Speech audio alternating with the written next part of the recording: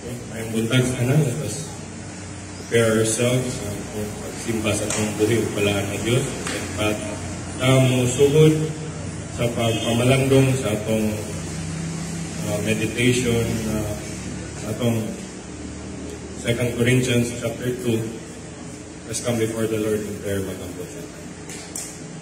Among may gugmaon na umahan, salamat mi, padayon, kanimo, may sama kanimo na Diyos, na nagkatiman kanamo, hatag sa tanan namong panginahanglan, muna, nung Diyos nakalampos mi sa tibok simana, kami nakapadayon o tigo, meaning adlaw, ipapahulay, pinitanan, tungod sa imong way hunong o pagkamuma, sa among adlaw-adlaw, na kinabuhi, o sa imong mga katawhan din sa RBC. O Lord, as we draw near to you this day, even this morning, Lord, ikampo yun mi sa imong pag-uban, awang yun ang among pag-igom, wala among presensya sa kaliwala, kampo mi nga di minimubiyaan, dili abangan minimo, nalanginan nimo ang matag serbisyo ning adlaw papuhulay, san pa man nga niya kami dinhi sa tanggog. Na we pray for the help of your Holy Spirit, iya, abang sa imong tigpamakbat din imong mga pulong, madala na mo ang mensahe nga katinaw na idalaga ko sa mga tigpamaynaw karon. Walay makapababag na imong mga pulong na isangyaw, itulog, ang adlaw, mapahulay, upan sa imong alagad, Pastor Bisping, sa iyang mga kauban.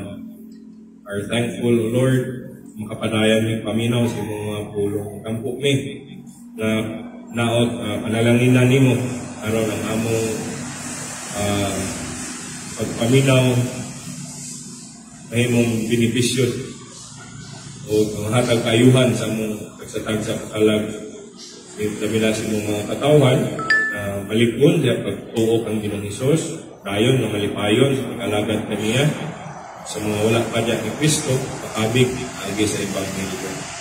So Diyos, magkitay kami sa makaaway, haron o Lord, makalaho tayo magkalampuso ng mga panimbahon nila, kanimo iningataw. Ang panalangin niyo po, na namang pag-meditate sa 2 Corinthians, will prepare us worship in you, in spirit and truth, with thankfulness in our hearts, with hope in Christ, in your promises, in your power. Kagaya po ni pagtahod hadlok si kasi dili mi mubuhat sa mga butang na makaprovoke kanimo labi na ining adlaw papahulan pangimi sa likway ng tanang butang dili makahimuot kanimo buhaton namo lamang sa imong gisugo kanamo ining adlaw papahulan kini ang pagkampo ya lamang sa ngalan ni Ginoong Hesus. Amen. Ito sa 2 Corinthians chapter 2, Kapitulo 2, versikulo 1 at sa 4 alang sa itong morning meditation o nauna ko pagbasa sa hubad sa Bisaya.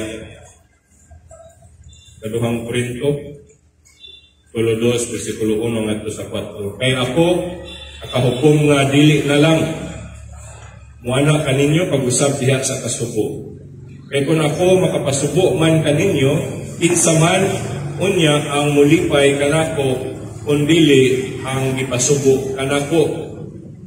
Busa ako nagsulat ni ining maong butang kaninyo aron dili ako muanha nga mag-uol pinaagi sa mga tao nga mao untay mulipay kanako. Ingon nga ako nagsalig kaninyong tanan nga ang akong kalipay inyo usab nga tanan. Versikulo 4. Kaya nagsulat ako kaninyo gikan sa tumang kasakit o kahigwaos sa kasing-kasing uban sa daghang mga luha dili aron sa pagpag-uol kaninyo kundi aron mahibalo kamo sa kadagaya sa akong ugma alang kaninyo. Sa hubad sa NASB English, 2 Corinthians chapter 2, verses 1 to 4. But I determined this for my own sake, that I would not come to you in sorrow again. For if I cause you sorrow, who then makes me glad, but the one whom I made sorrowful? This is the very thing I wrote to you, so that when I came, I would not have sorrow from those who ought to make me rejoice, having confidence in you, all that my joy would be the joy of you all. For out of my affliction, out of much affliction and anguish of my heart, I wrote to you with many tears, not so that you would be made sorrowful, but that you might know the love which I have especially for you. So dinhi, kita na to ang pagpadayon ni Apostol Pablo o hibalo sa mga taga-Korinto, nganong wala sa nidayon balik bisita kanila.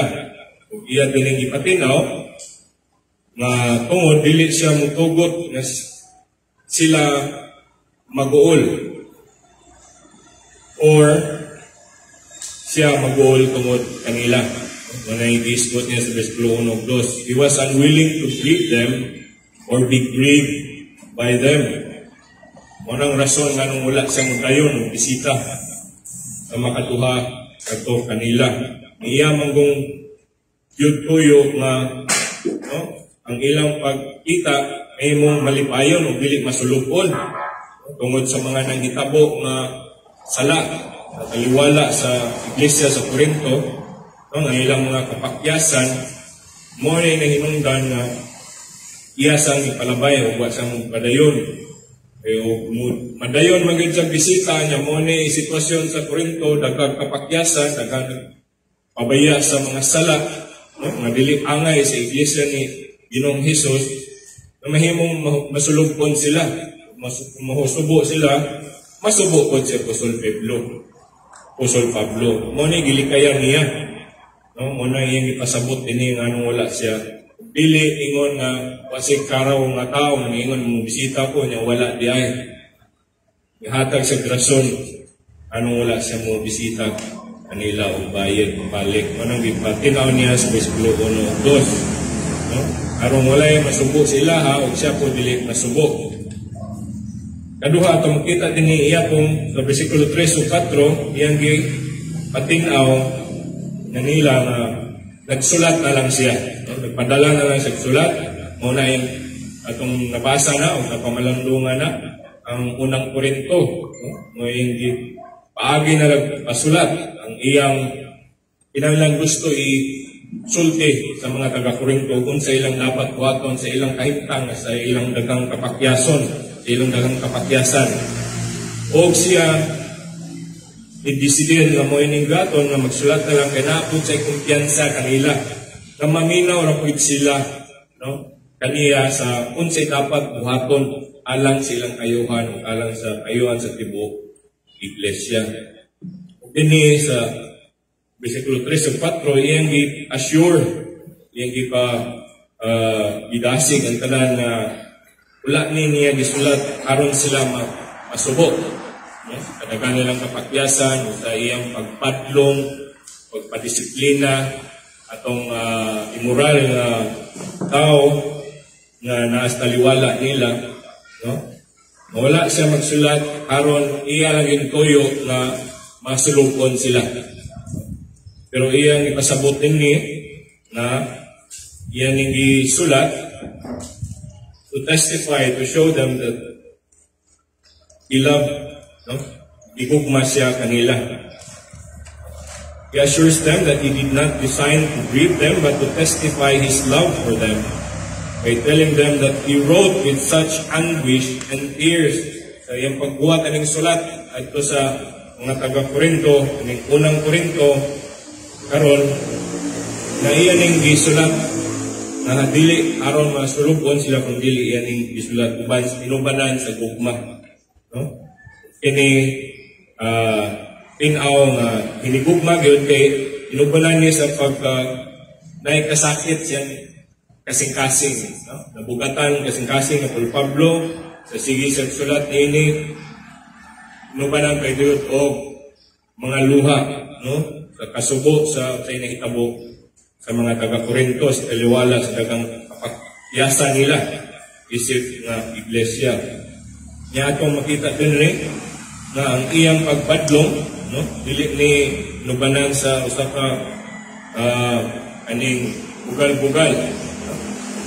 His rebuke was not with sarcasm and ridicule, no, na katawan lang niya ang ilang kaimtang. He was not with the spirit of rejoicing that they committed errors and had been guilty of sin. No? Sa malipay na guilty sila silang mga kapakyasan. Wala po siya. No? He was not as if he was glad of the opportunity also to rebuke. No? Sa malipay nga kani makapangasaba na yun nila, makapamanaway dito sila mga kapakyasan. O wala na ingana nga pagkasulat ng Apostol Pablo nga sa mga taga-Corinto. He was not with harsh, severe, and authoritative tone. Dili siya harsh na iyang pag-deal sa mga taga-Corinto siya pagsulat. Nung inubanan ng mga pulong nga dili angay bungat ato sa mga nakasala ng mga kaigsuunan niya dito sa taga-Corinto. With severe words, authoritative tone, na kamo, usod Pablo ko, kamo dapat munin yung ipangbuhat, naunsa man mo, kung wala ingana nga tono, kundi iyang tono, no, hinigugma, inubanan ng kasakit sa kasing-kasing anong nahitabo maningin nyo, nagbuol siya, inubanan ng luha. Muna ipasabot ni Apostol Pablo dari verse 4, "For out of much affliction and anguish of my heart, I wrote to you with many tears, not so that you would be made sorrowful, but that you might know the love which I have especially for you." So ipatinaw ni Apostol Pablo nga nagit siya gugma sa mga taga-Corinto. Baliwala silang kapikyasan. No? It was with godly affection and with pain and tears. It was a great proof of Paul's love to the Corinthians. No? Nagpamatuod na inuod na gugma or godly love. May lahi ang kalibutan ng gugma nga definition. Pero kaning gugma ni Apostol Pablo, no, Diyos nun, ni gugma, wala kang iubanan of harshness, severe and authoritative tone. No? So muna iyang pasabot din. So iyang pagsulat, no? Wala siya desire na malain sila, masubo sila, kundi ang iyang ipaabot kanila. Hinigugma ni, ikinanglan mo badlungon sa inyong kapyasan, tungod kay gigugma, amo pinaagi sa sakit nga pagpati o lubanan sa pagluha. So mo ni gipatinaw ni Apostol Pablo din na siya sa apostolis na mahigugmaon sa mga taga-Corinto nga bisan pa man sa ilang kapakyasan, no, nga wala nila timanan ning sa kay moral na tao, na sa kaliwala nila badlunga, no, having a relationship with the wife of his father. So in conclusion sa itong pasahe karon, ato makita ang gugma ni Apostol Pablo na sa mga pagtotoo sa taga-Corinto. Ato kung makatunan na it is unloving if we do not affectionately rebuke a brother who sins and not entreating him to repent and reform. So dili na gugma no nga pasagdaan na nato ang igsuon nato sa taliwala na magpadayon siyang kapakyasan o sala. Hindi nato siya tabangan nga mo inulsol o magpagbo sa iyang kahimtang. So it would be a happy church or no, it would be if we reprove our sinning brother like Paul, inigugma nga pagbadlong. So, no? Rasya rin po na sa Ginoo. Okay, the usual nito, the usual na tawhanon na pagpadlong, may masayot, may arugante kaayo, no? Yung harsh kaayo, o walay gugma nga ma-restore siya o mabago siya, iduot na inoon mo na yung mga tawhanon, void of the spirit of grace, sa Ginoo. So, hinaot, no? Sa atong iglesia po, may mapakyas, no? Let us be like Apostle Paul also, that we be affectionate and loving to our sinning brother or sister. At abangan nato sila, ma-restore sila o pili, maduot o malaglag na noon tungod silang sala o silang kapakyas. Muna itong pagpamalandong sa 2 Corinto, chapter 2, verses 1. For let us all stand. Ito, una na itong himno ng butaga para itong song sheets diya. Ito ng hymn number 1, kang Kristo ta ang himno.